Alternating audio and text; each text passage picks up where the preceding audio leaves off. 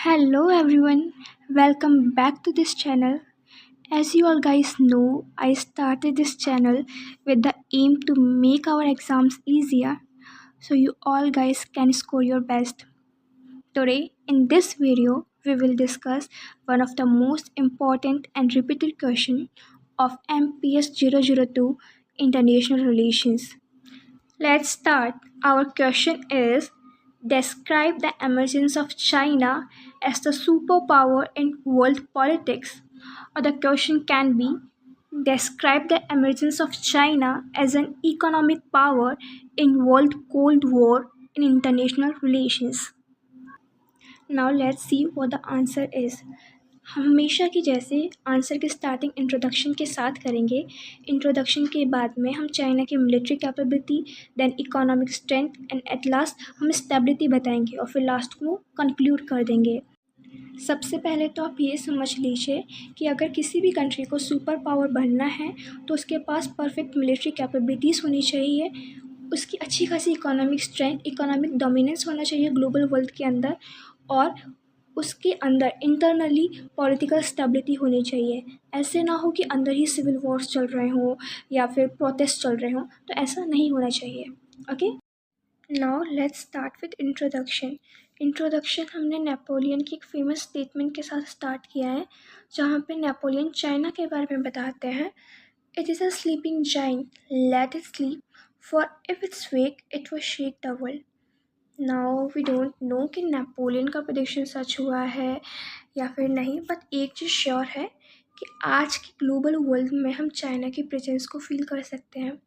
Okay, और साथ ही अगर हम 2024 का डेटा देखें तो चाइना सेकेंड लार्जेस्ट पॉपुलेशन है, फोर्थ लार्जेस्ट टेरिटरी है, और चाइना की जो आर्मी है, पीपल लिबरेशन आर्मी, वो वर्ल्ड की लार्जेस्ट लैंड आर्मी है.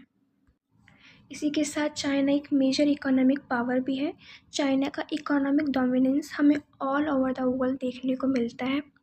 ओके, चाइना के पास पोटेंशियल तो है सुपर पावर बनने का, लेकिन किसी भी कंट्री को सुपर पावर बनने के लिए 3 चीज़ों का होना बहुत ज़रूरी है. मैंने पहले भी बता दिया है. Perfect military power, economic strength और डोमेस्टिक पॉलिटिकल स्टेबिलिटी का होना बहुत ज़रूरी है.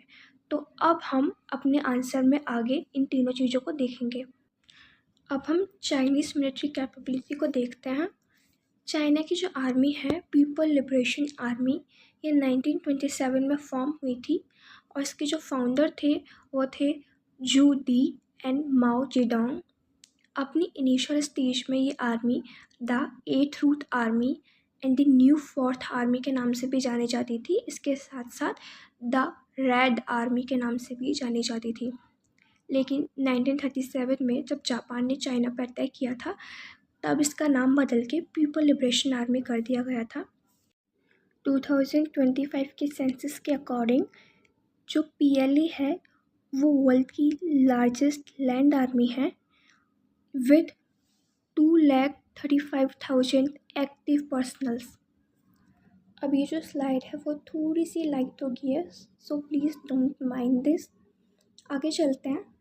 आगे, the PLA is organized under Central Military Commission, which is headed by its chairman, who is the commander-in-chief. Okay, and the PLAs consist of mainly 4 branches. 4 branches है PLA के अंदर.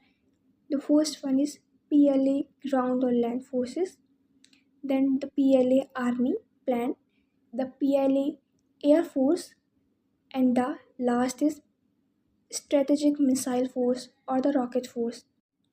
अब हम इन चारों को डिस्कस करेंगे एक एक करके. सबसे पहले PLA लैंड फोर्सेस को. सो जो हमारी PLA लैंड फोर्स है वो 7 मिलिट्री रीजन्स में डिवाइड की गई है. The regions are Beijing, Shenyang, Lanzhou, Jinan, Nanjing, Guangzhou and Chengdu. Please अगर मैंने नाम गलत लिए हों तो माइंड मत कीजिएगा. आगे यहाँ पे बताया गया है कि no one knows how many soldiers are there in each these regions. This is because of mainly security reasons. कोई भी कंट्री बताता नहीं है कि कौन से रीजन्स में कितने शोल्डर्स हैं. आगे ये बताया गया है कि चाइना की जो लैंड आर्मी है वो ऐसा नहीं है कि सारी army national border and potential battle front की तरफ ही है। पोटेंशियल बैटल फ्रंट यानी कि वो एरियाज़ जहाँ पे वॉर होने की संभावना सबसे ज़्यादा होती है, like our capital and famous significant religious places, monuments. तो ऐसा नहीं है कि सारी आर्मी यहीं पर है। जो चाइना की आर्मी है वो इंटरनल ऑर्डर को मेंटेन करने में बहुत इम्पोर्टेंट रोल प्ले करती है, डोमेस्टिक फंक्शंस को परफॉर्म करती है, रिलीफ एक्टिविटीज़ को परफॉर्म करती है। सो ऐसा नहीं है कि सारी आर्मी बॉर्डर्स के साइड ही है। ओके, वो डोमेस्टिक लेवल पे भी बहुत ज़्यादा कंट्रीब्यूट कर रही हैं। अब हम चाइना की नेवी के बारे में बात करते हैं। तो जो चाइना की नेवी है, it is divided into east, south, north sea fleets. Okay, तो चाइना को जो ओपन सी की तरफ से चारों तरफ से नेवी ने घेरा हुआ है, ठीक है। और जब से ओपन डोर पॉलिसी आई है चाइना के अंदर, तब से चाइना के कोस्टल एरियाज़ इसके इंटीरियर के कंपेयर में ज़्यादा फॉस्फरस हो गए हैं। ओके, जिसकी वजह से जो नेवी है उसकी इम्पोर्टेंस और ज़्यादा बढ़ चुकी है। और एक मेन रीज़न इसका ये भी हो सकता है कि चाइना हमेशा से सी को एक स्ट्रेटेजिक रिसोर्स और बैटल ग्राउंड की तरह से देखता है। So this can also be the reason. आगे हम देखते हैं जो चाइनीज़ फेमस पॉलिटिकल लीडर रह चुके हैं, डेंग शियाओपिंग। उन्होंने नेवी की इम्पोर्टेंस को समझाते हुए एक फेमस स्टेटमेंट दिया था, that navies in the present era can create great powers, strong mobility, and the capacity for worldwide intervention. Okay, वैसे तो चाइना का नेवी को लेकर एक ही एम है, that is to have a blue navy. Okay, अब हम बात करते हैं चाइनीज़ एयरफोर्स के बारे में। अगर हम कभी भी मॉडर्न डिफेंस सिस्टम की बात करते हैं तो एयरफोर्स एक इम्पॉर्टेंट ब्रांच बन जाती है। चाइना की नेवी की जैसे चाइनीज़ एयरफोर्स भी अपनी साइज को लेकर वर्ल्ड की थर्ड लार्जेस्ट एयरफोर्स है। 2025 के डेटा के अकॉर्डिंग चाइना के पास 3,309 एयरक्राफ्ट्स हैं। अब हम चाइनीज़ डिफेंस सिस्टम की फोर्थ ब्रांच के बारे में बात करते हैं, जो कि है द मिसाइल फोर्स। ओके, तो इसमें ज़्यादा कुछ नहीं है, न्यूक्लियर वेपन्स के बारे में बताया गया है। किसी भी कंट्री के लिए न्यूक्लियर मिसाइल्स होना बहुत इम्पोर्टेंट हो जाता है। इससे वो सुपर पावर अटैक्स से बच सकती है, डेटरेंस की कंडीशन क्रिएट किया जा सकता है। ओके, तो चाइना ने जो अपना फर्स्ट एटम बॉम्ब था वो 1964 में एक्सप्लोड किया था, और चाइना का जो फर्स्ट हाइड्रोजन बॉम्ब टेस्ट था वो 1967 में हुआ था। उसके बाद से चाइना ने बहुत सारे न्यूक्लियर टेस्ट कर चुका है। ओके, और अगर हम बात करें 1956 से 1981 के टाइम पीरियड की, तो इस बीच चाइना ने अपनी first generation of plastic missiles को डेवलप किया था। ओके, सो ये हो चुका हमारा चाइनीज़ मिलिट्री कैपेबिलिटी। अब हम आगे बढ़ते हैं China's economic growth. China economic strength बताते हुए हम सबसे पहले ये बताएंगे कि किसी भी कंट्री के लिए उसकी इकोनॉमी कितनी इम्पॉर्टेंट हो जाती है, ये जज करने के लिए कि वो कंट्री इंटरनेशनल अफेयर्स में कितना इम्पोर्टेंट रोल प्ले करती है, कितना कंट्रीब्यूट करती है। और अगर हम स्पेसिफिकली चाइना की बात करें तो चाइना वर्ल्ड की सेकेंड लार्जेस्ट इकोनॉमी है, with the nominal GDP of around $19.2 trillion in 2024 after the US. Okay, ये ग्लोबल जीडीपी में 18% कंट्रीब्यूट करती है, जो कि इसको वर्ल्ड इकोनॉमी में एक बहुत इम्पॉर्टेंट फोर्स बनाती है। आगे हम देखें तो चाइना को the factory of the world के नाम से भी जाना जाता है, क्योंकि China electronics, machine, industrial goods से लेकर टेक्सटाइल एंड कंज्यूमर प्रोडक्ट्स सभी प्रोड्यूस करती है। चाइना की इसी मैन्युफैक्चरिंग में डोमिनेंस की वजह से चाइना वर्ल्ड की लार्जेस्ट एक्सपोर्टर है। चाइना ने 2024 के अंदर ही $3.36 ट्रिलियन के अराउंड एक्सपोर्ट किया है। और ऐसा नहीं है कि चाइना बस एक्सपोर्ट कर रही है, चाइना वर्ल्ड की सेकंड लार्जेस्ट इम्पोर्टर भी है। और चाइना मोर देन 120 कंट्रीज़ के साथ ट्रेड करती है, जो कि इसे ग्लोबल सप्लाई चेन में एक सेंटर पोजीशन देता है। ओके, चाइना ने अपना ट्रेड सरप्लस भी मेंटेन किया हुआ है, जिसकी वजह से ये इसकी currency reserves and international influence में बहुत ज़्यादा कंट्रीब्यूट करता है। इस स्लाइड में थोड़ी सी मिस्टेक हो गई है, द ह्यूज इन्वेस्टमेंट लिखना था और मैंने गलती से द शूज़ इन्वेस्टमेंट लिख दिया है, तो उसे थोड़ा सा ठीक कर लीजिएगा। आगे बढ़ते हैं। तो चाइना जो है अपने इंफ्रास्ट्रक्चर में बहुत ज़्यादा इन्वेस्ट करती है। चाइना ने national power grid, national telecom system, national aviation system, ये सारी चीज़ें क्रिएट की है। नेशनल पावर ग्रिड जिसकी जनरेशन कैपेसिटी बहुत ज़्यादा है, टेलीकॉम सिस्टम जो कि वर्ल्ड का लार्जेस्ट मोबाइल नेटवर्क सिस्टम है, और ये जो सिस्टम है इसको गवर्नमेंट ऑपरेट करती है। नेशनल एविएशन सिस्टम यानी कि पब्लिक ट्रांसपोर्ट जैसे कि मेट्रो हो गया। इसके साथ साथ चाइना के पास वर्ल्ड का लार्जेस्ट एक्सप्रेसवे नेटवर्क भी है, जिसमें हर साल चाइना 3000 एड ऑन करती है। ओके, इसके साथ चाइना के पास हाई स्पीड रेल नेटवर्क्स हैं, मॉडर्न एयरपोर्ट्स हैं, स्मार्ट सिटीज़ हैं। चाइना का जो ये इंफ्रास्ट्रक्चर है ये इसकी प्रोडक्टिविटी एंड डोमेस्टिक कनेक्टिविटी में बहुत इंपॉर्टेंट रोल प्ले करता है। तो अब तो ये हो गया हमारा इकोनॉमिक स्ट्रेंथ। आगे बढ़ते हैं हम पॉलिटिकल स्टेबिलिटी के साथ में।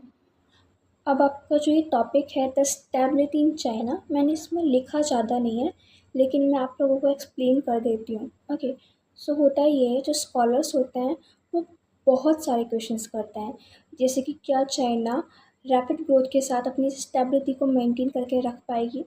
नो डाउट हम अच्छे से जानते हैं China is large and powerful, लेकिन फिर भी किसी भी कंट्री के लिए अपने इंटरनल इश्यूज़ को मैनेज करना बहुत इंपॉर्टेंट हो जाता है, अगर उसे फ्यूचर में क्राइसिस, प्रोटेस्ट, मूवमेंट्स को प्रिवेंट करना है। ओके, तो चाइना में होता यह है, 1978 में आते हैं रिफॉर्म्स। इन रिफॉर्म्स का मेन एम होता है चाइना की ग्लोबल पोजीशन को सुधारना और उसे इन्हेंस करना। लेकिन इन्हीं रिफॉर्म्स की वजह से चाइना में regional imbalance, sectoral inequality, environment damage, rural urban divide जैसी बहुत सारी प्रॉब्लम्स हमें देखने को मिलती हैं। पहले गवर्नमेंट जॉब एम्प्लॉयज़ जिनके पास जॉब सिक्योरिटी थी, बहुत सारे बेनिफिट्स उनको मिलते थे, लेकिन अब with in a decade 14 million से ज़्यादा लोग अपनी जॉब्स खो देते हैं। ठीक है, इसी चक्कर में जो वर्कर्स हैं वो भी प्रोटेस्ट करते हैं, कभी कभी प्रोटेस्ट बहुत ज़्यादा वायलेंट प्रोटेस्ट बन जाते हैं। ठीक है, लेकिन स्टेट की स्ट्रॉन्ग ऑर्गेनाइजेशन की वजह से ये सारी चीज़ें कंट्रोल कर ली जाती हैं, प्रोटेस्ट को कंट्रोल कर लिया जाता है। एक तरफ जहाँ पे वर्कर्स प्रोटेस्ट कर रहे थे, दूसरी तरफ जो पीसेंट्स थे वो प्रोटेस्ट कर रहे थे because of the high taxes, low crop prices, land loss, corruption and the cultural conflicts. इसके साथ साथ फर्स्ट टाइम चाइनीज़ इंटेलेक्चुअल्स को इकोनॉमिक इंडिपेंडेंस देखने को मिली। गवर्नमेंट जॉब्स के अलावा भी बहुत सारे प्राइवेट जॉब्स में ऑप्शन देखने को मिल रहे थे, लेकिन फिर भी they are still politically restricted. मतलब अभी भी जो कम्युनिस्ट पार्टी थी वो उनको बहुत ज़्यादा रेस्ट्रिक्ट कर रही थी, वो फ्रीली पॉलिटिक्स में पार्टिसिपेट नहीं कर सकते थे, और अगर वो ऐसा करना चाहें तो गवर्नमेंट उनको बिल्कुल भी अलाउ नहीं करती थी। वो इसके खिलाफ़ प्रोटेस्ट करें तो उनको अरेस्ट कर लिया जाता था। लेकिन अभी अगर हम करंट सिनेरियो को देखें तो ये जो थ्रेट्स हैं प्रोटेस्ट मूवमेंट से, ये बहुत कम हो चुके हैं, या फिर हम बोल सकते हैं कि ख़त्म हो चुके हैं। एट प्रेजेंट कम्युनिस्ट पार्टी के सामने कोई स्ट्रॉन्ग यूनाइटेड अपोजिशन नहीं है, लेकिन अभी भी there is still a concern about future possible threat. मतलब ये माना जाता है कि अगर ये तीनों groups, workers, peasants and intellectuals, एक साथ आ गए फ्यूचर में और एक यूनाइटेड फ्रंट अलाइंस बना ली, तो ये एक सीरियस थ्रेट हो सकता है। लेकिन ये बस एक पॉसिबिलिटी है। Right now, the regime maintains its control through strict state organization, censorship और security forces. Okay, चाइना का फ्यूचर इस बात पे डिपेंड करता है कि ये डेमोक्रेटिक रिफॉर्म्स को अपनाएगा या फिर फ्यूचर में इनस्टेबिलिटी को फेस करेगा। अब last but not the least हमारे कॉन्क्लूजन का नंबर आता है। तो कॉन्क्लूशन में वैसे तो आप इसे अपनी तरफ से भी लिख सकते हैं, आपने जो भी आंसर में समझा उसको कॉन्क्लूड करके लिख लीजिए।